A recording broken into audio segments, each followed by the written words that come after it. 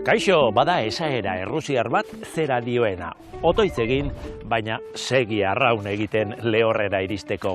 Eta egia esan esaera guztiz bat dator gaurko saioarekin.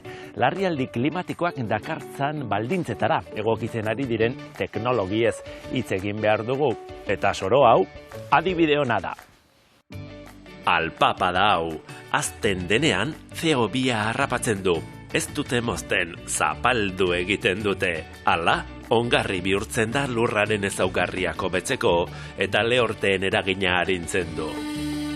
Win-win esaten den bezala. Nekazaritza birsortzailearen oinarrietako bat da teknika hori beste batzuekin batera. Eta Nafarroa erdialdeko etxalde bat praktikara eramaten ari da puntako teknologiaren laguntzarekin. Igual hobeto prest egotia itxaron baino. Jarrera ona da, gustatzen zait. Eta klima larrialdian energiaren kudeaketak zerikusi handia du, bai nondik datorren eta baita nola gastatzen dugun ere. Baliabide energetikoak modu adimentsuan erabiltzeko, adimen artifiziala, nola ez, erabiltzen duen proiektu bat ere erakutsiko dizuegu. Gaur, arraunean egingo dugu soroetan. Az gaitezen! 2022ko azaroan, mundua 8.000 milioi biztanleko markara heldu zen.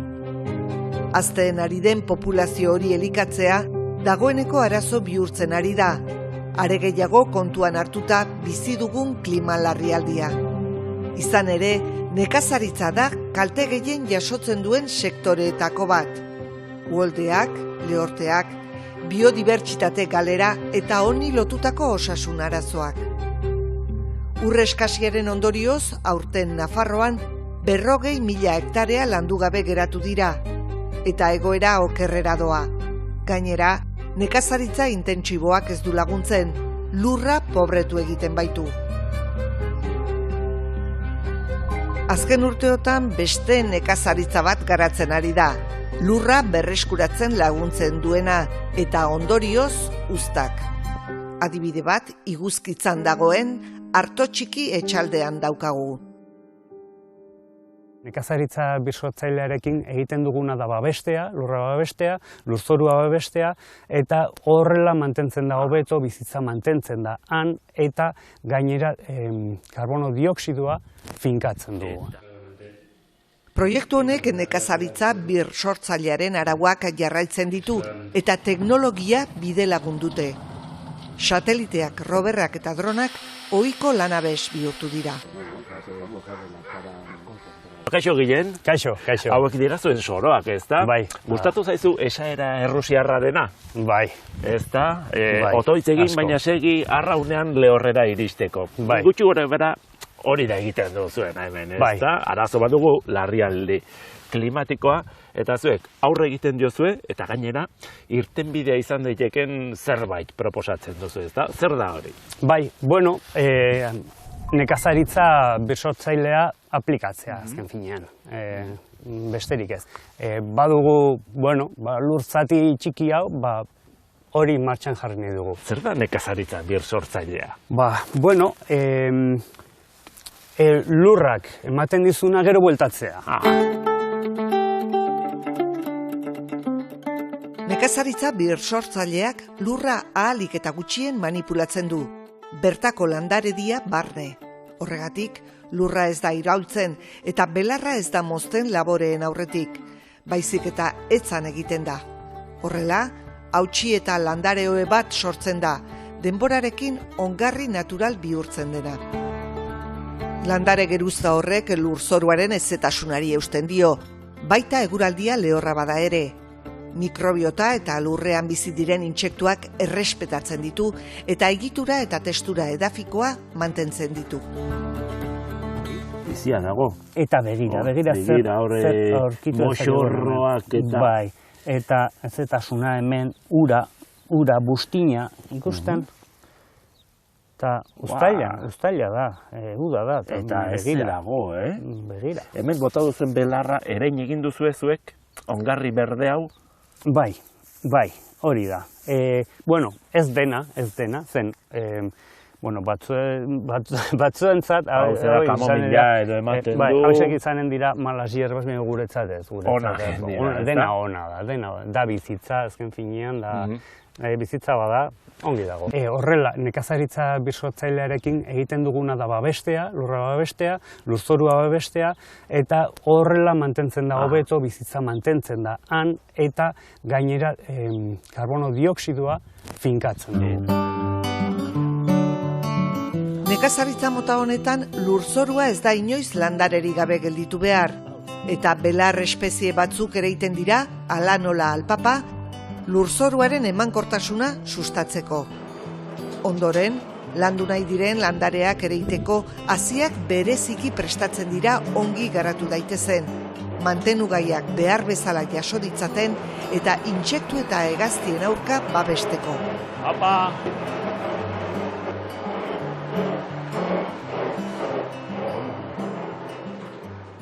Elkarrizketa egiteko honela hobeto, ez da? Zertan ari zara? Bolatxo hauek garrantzitsuak izango dira zuen proiektuan, pentsatzen dut. Ez semilla. Semilla. Hazia da, hazi bombak ere deitzen zaie. Funtsean, haziari gehitu zaizkio buztina, egurikatza, ekarpen biologiko gisa, konposta ere bai. Ikatza? Egurikatza, bai, aterpea da, mikroorganismoentzat babesleku eder bat. Ikatza, buztina, haziak... Haziak area diatomeoak ere baditu intsektuak uxatzeko. Hazi horiek ongi babestuta egon daitezen. Eta zomorroek jan ez ditzaten. Noski, bakarren bat hautsi eta agerian gera daiteke. Orduan, area diatomeo horrek babestu egiten du inurri batek ez jateko. Kaiena apur bat ere badu. Kaiena? Bai, hori ere usagarria da. Usagarri naturala. Bai, eta kaltzio karbonato pixka bat ere badu buztin horri kohesioa emateko, apurtxo bat, baino ez. Eta gero nahasketa egiteko ura, konpostezko te bat da.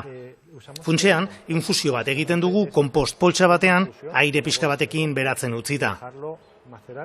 Eta horrek nahastu egiten du. Bai, ur horrek ekarpen biologiko oso interesgarria du. Eta ikatzarekin batera, mikrobiologia horrek bizitzeko leku bat du landara botatzen dugunean. Ideia zoroa dirudi, baina elementu garrantzitsua da proiektuan, ezta? Nolabait esateko hazia ongi babestuta dago, eta berehala izango ditu eskura elikagaiak eta lurzorua. Izan ere, naiz eta landare estalkiaren gainean jarri, berehala egingo du lurzorurako bidaia.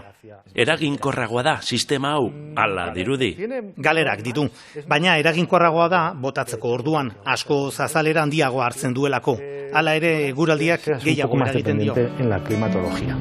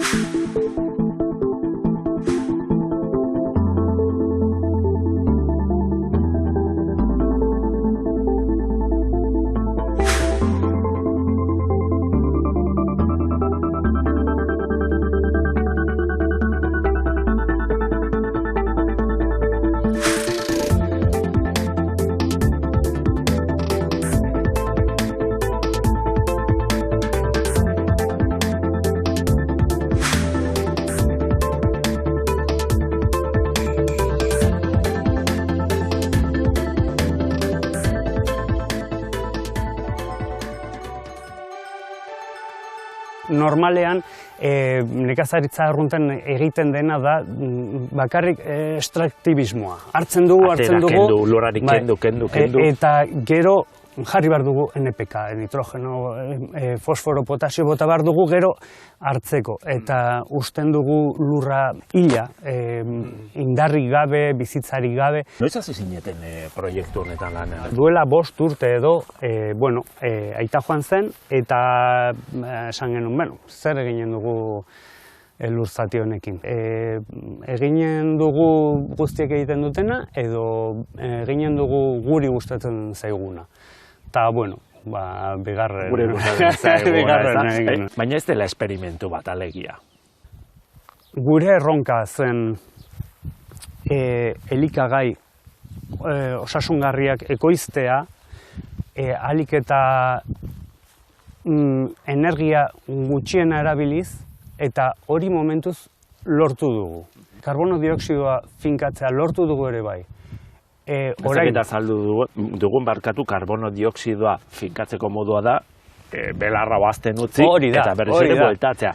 Hori da, CO2 metatzeko, berriz ere lurrera bueltatzeko trukoa. Hori da, han geratzen da, mozten ez dugunez, bakarrik zapaltzen dugunez, han geratzen da, finkatuta, eta hori da, azken finean, invernadero efektuko gasak han geratzen direla. Fase hau nahiko artisaua den arren, teknologiek zeregin garrantzitsua dute Arto Txikiren proiektuan.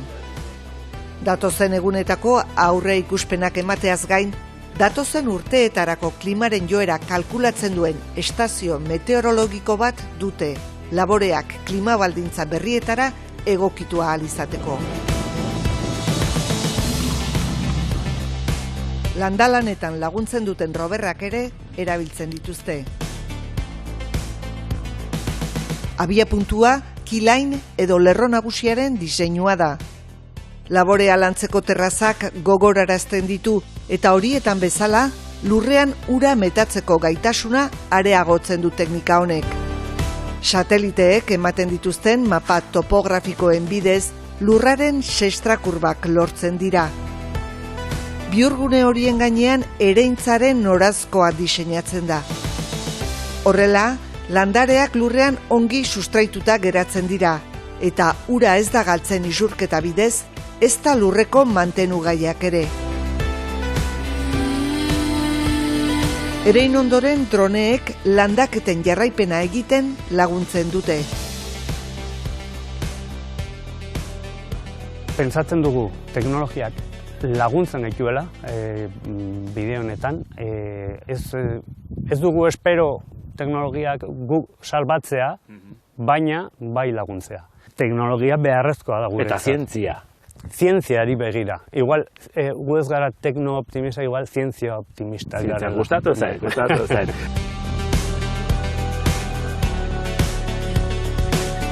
Zuen lan tresnak dira, ezta? Bai, aspalditik erabiltzen ditugu eta gustua ematen du horiekin lan egitea. Eta egia esan oso erabilgarriak dira. Zer informazio ateratzen duzue dronen bidez lortzen dituzuen irudietatik? Begira, lehena bisuala da. Goitik ikustea oso desberdina da landatik bertatik ikustearen aldean. Lursail bati edo laborantza eremu bati lurretik begiratuta, laborantza guztia bat eginda ikusten duzu, eta lurzorua ez duzu ikusten. Baina goitik begiratzen duzunean, asko hobeto ikusten duzu, dena ikusten duzu. Non dagoen laborantza gehiago, non hazi den hobeto, bisualki ikus dezakezu. Horretaz gain, tresna informatikoak erabiltzen badituzu eta ortomosaikoak egiten badituzu, argazkiak elkartu eta inguruko mapa bisuala egiten baduzu, askoz informazio gehiago izan dezakezu. Adibidez? Laborearen altuera ere jakin dezakezu. Konparazioan, metro bateko altuerarako milimetroko doitasuna dugu. Orduan, jakin dezakezu eremu batean, laborea altuago azten ari den ala ez, volumenak kalkulatu. Eta horretaz aparte, espektro anitzeko kamerekin lan egiten dugu, eta laborearen indarra kalkulatzen dugu. Hori bai dela garrantzitsua. Zure lursailaren indar mapa bat eginez, jakin dezakezu non dauden mantenugai gehiago dituzten eremuak, elikagai gehiago behar dutenak, ur arazoak, baita gaixotasunak ere, eta hori ez dizu droneak zuzenean ematen. Aztertu egin behar da. Horixe da, droneak informazio bat ematen dizu, baina gero oso garrantzitsua da hori interpretatzea. Eta interpretatu ez du egingo droneetan aditua den batek, nekazariak berak interpretatu behar du. Izan ere, nekazariak daki indar gutxiko eremu horretan mantenu gaiak falta diren edo ura falta den. Nekazariak daki hori. Eta horrek, erabakiak hartzen laguntzen dizu, ezta? Jakina, guk lan handia egiten dugu, batez ere lurzoruaren tratamendu hidrikoarekin. Jakin dezakegu non komeni den lurra mugitzea, ura lurpetik gehiago mugitu dadin, edo leku jakin batean atxikitzeko.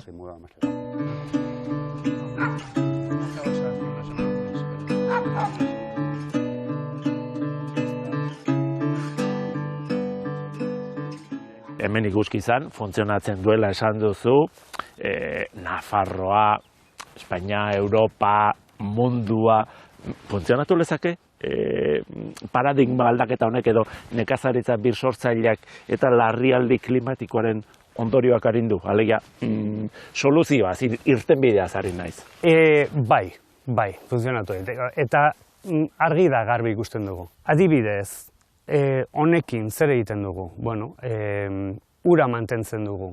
Imaginatu, aurten geratu direla uzta ingabe 40.000 hektarean, bakarrik Nafarroan. Urik etzegoelako. Hori da. Teknika hauek aplikatzen, hori, bueno, igual, ere bai, baina arindu daiteke. Baina, bueno, nolabait elitzateke izanen 40.000 hektarea. Askoz gutxago izan. Beraz horrek erakusten du, hemen dabilen edo funtzionatzen duenak, bai. mundu mailan ere funtzionatu dezakela larrialdi klimatikoko testu inguru batean. Bai. Eta hori da balio duena. Zer gertatuko da urte batzuk barru, ezin izan dugula adibidez, petrolio gastatu, hainbeste petrolio kontsumitu. Eta ongarriak ere garestituko direla, orain garestiak daude, eta, bueno, soluzioa behar direla, ez da? Bai. Alternatiba bat behar dela. Eta energia asko behar izanen da, eta energia hori oso garestia izanen da, orduan zer egin dezakegu. Bueno, gu aurreratzen ari gara pixa bat, igual hobeto prest egotia itxaron baino, eta jartzen nola jartzen digu. Jarrera ona da, gustatzen zait. Oso ondo ba, Guillen, eskerrik asko. Zuri.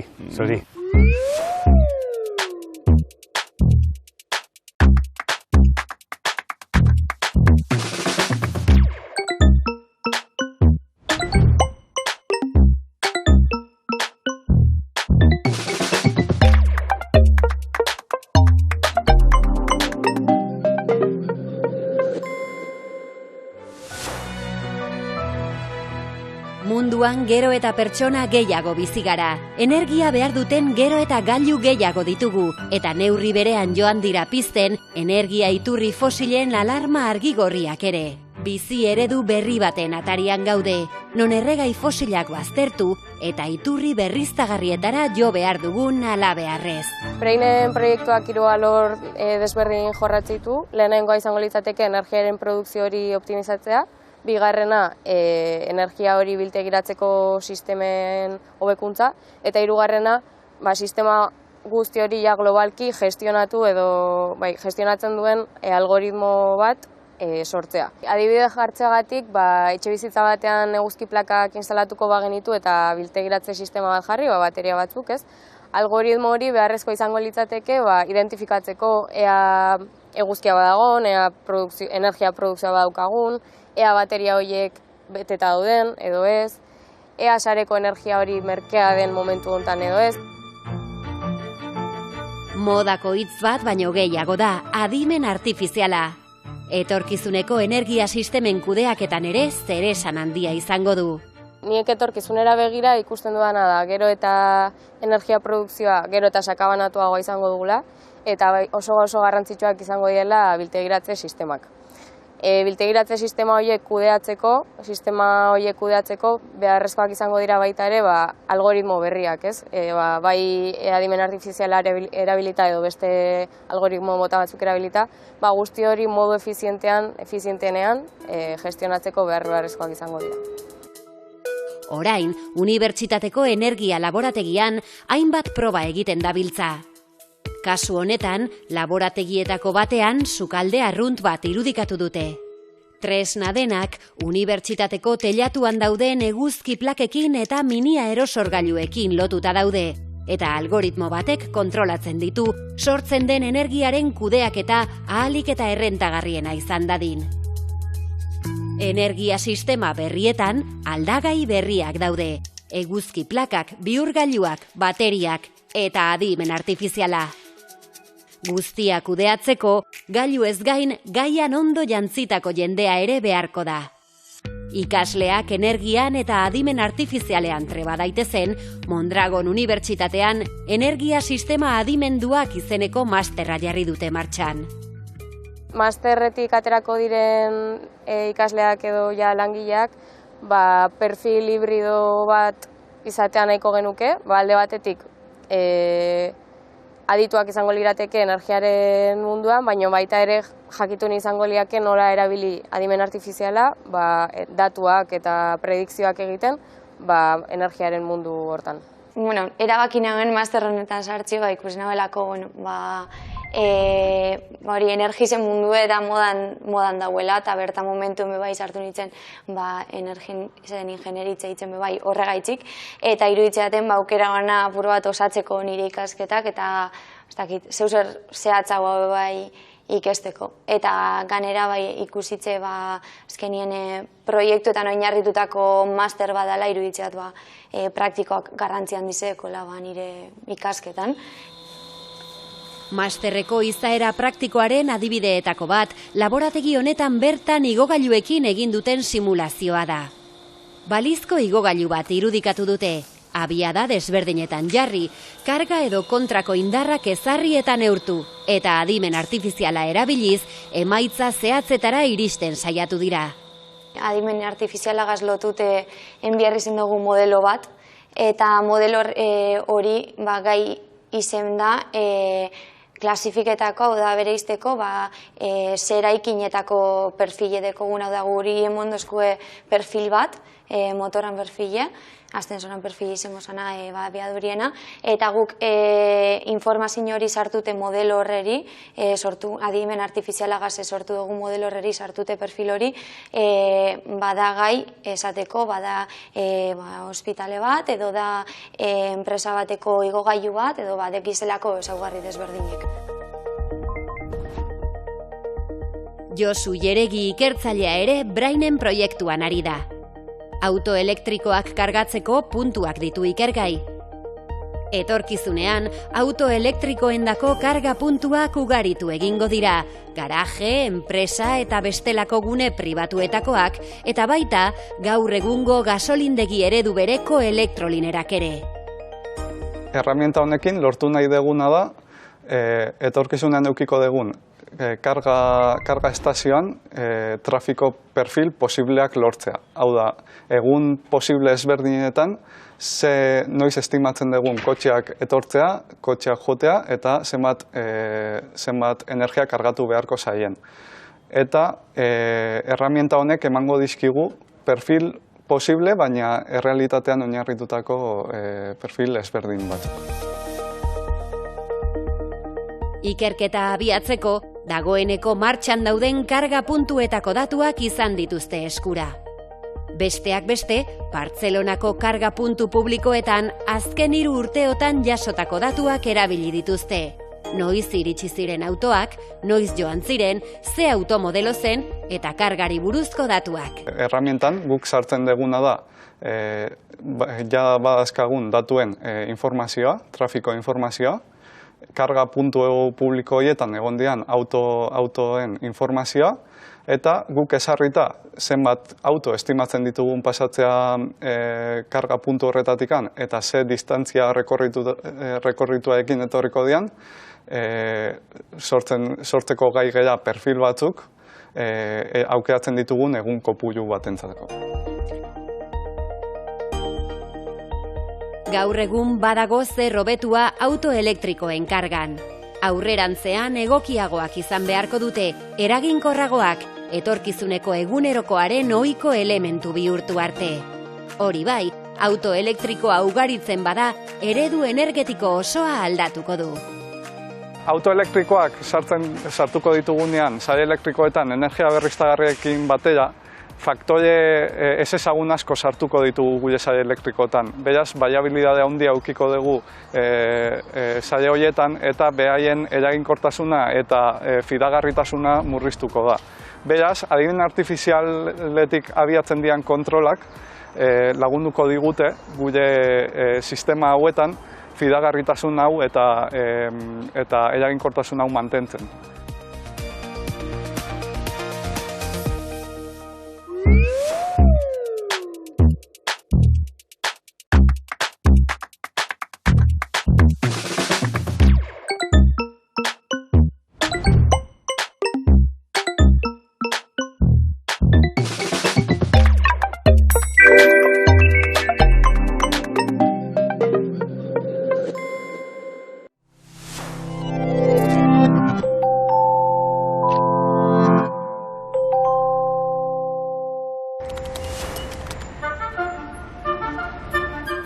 Eta bagoaz, baina ez gogoratu gabe datorren astean Donostia International Physics Centerrek antolatutako Passion for Knowledge zientzia jaialdiaren edizio berri bat egingo dela. Aurtengo jaialdiak 8 Nobel saridun eta mundu mailako hainbat aditu elkartuko ditu. Besteak beste, hemen izango dira COVID-19 txertoak garatzen giltzar izan den Özlem Türeci, Didier Queloz lehen exoplanetaren aurkitzailea, laserren eremuan ikerketa garrantzitsuak egin dituen Donna Strickland, edo Jean-Pierre Sauvage, makina molekularren diseinatzailea. Hitzaldiez gain, publiko mota guztiendako jarduerak jasotzen ditu programak. Topaketak ikasleekin, aurrentzako tailerrak, ikuskizunak, bertsolariak eta abar. Beraz, datozen egunetan zientzia zaparradak izango ditugu nagusi. Ez hartu aterkirik eta busti lasai. Agur!